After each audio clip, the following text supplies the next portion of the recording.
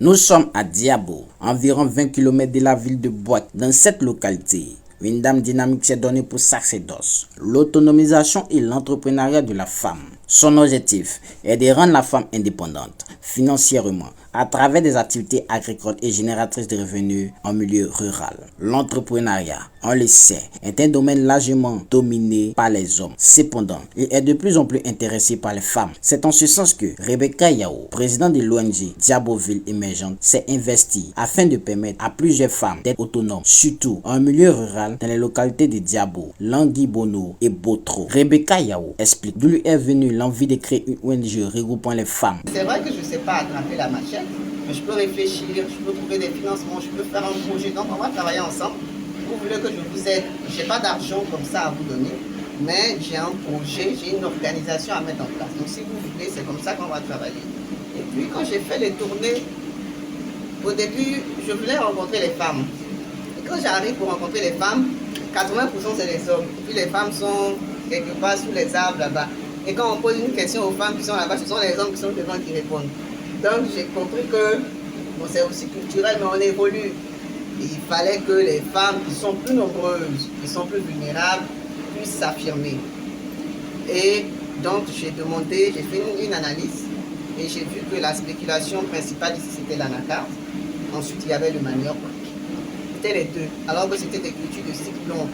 On veut résoudre un problème de pauvreté en milieu rural, d'autonomisation de la femme. Donc, il faut les introduire dans les cours, que sont le maraîcher ou le riz.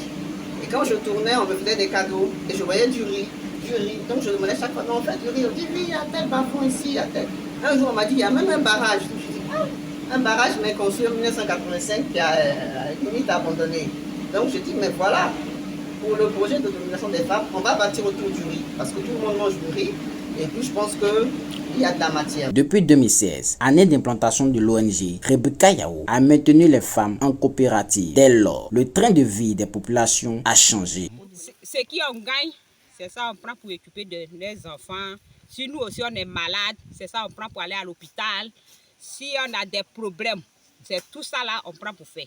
Ces femmes qui bravent la fatigue, le soleil et toutes sortes de difficultés utilisent des moyens encore rudimentaires. Bien que l'ONG dispose de l'espace pour la production du riz, cependant, beaucoup de choses manquent, nous fait savoir la présidente. Nous avons besoin de soutien. Nous produisons le riz, mais pour être parmi celles qui comptent dans l'effort d'autosuffisance alimentaire, de sécurité alimentaire, il faut que nous puissions avoir un produit disponible sur le marché à un prix concurrentiel pour que la majeure partie des Ivoiriens puissent se procurer le riz local. Donc nous avons besoin d'appui et de subventions sur ce volet-là et aussi d'avoir des outils de l'agriculture mécanisée pour accroître davantage la production, pour améliorer les bas-fonds, pour pouvoir les aménager, pour avoir plus de riz. Le riz local, Nzrama, est transformé sur place en 3 qualités, à savoir le riz blanc, le riz incuvé, appelé Manlo Oussou, et le riz violet. L'autonomisation de la femme rurale est le combat qui mène Rebecca Yao dans le but de permettre aux femmes d'être indépendantes financièrement pour accomplir de grandes choses pour leur famille. Une initiative qui doit être encouragée et soutenue pour une vie harmonieuse et épanouie de nos populations. L'autonomisation de la femme, plus qu'un mot, doit être un acte concret